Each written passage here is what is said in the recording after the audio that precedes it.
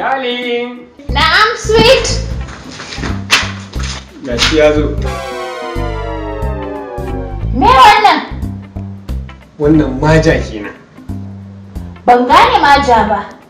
Layyar haɗaka da zamu da Uncle Raju kenan. Me gida karkare na min hankali. Ban gane haɗaka ba, da wannan ragon sai haɗaka. Ban gane haɗaka ba. Da wannan ɗan abin sai haɗaka? Dakata mana.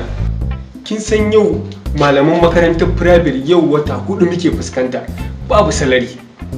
Mu haka ma mun yi kokari. Wannan kuma ragon da yake ganin sa dan kwalkwa da kenan. Ya shekara cif ya haɗa nama a jikinsa. Zaki mamakin irin naman da za a samu a jikin wannan ragon. Da wannan gurguwar ragon za ka ce min za ku yi hadaka? A haka kuma ku biyu wannan abin? Idan haka ka shigo da shi gidan nan mutanen unguwa suna kallon ka to ka ɗauke shi ka koma da shi. Idan ba su ganka ba nemi buhu ka sa ka fita da shi. Kar ka ɗaura min ragon na a gidan nan. Kar ka ɗaure min rago. Gidanki ne? Me ka ce? Na ce? Gidanki ne.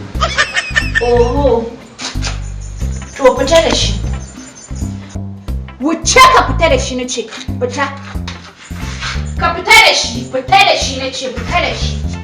Fita da shi.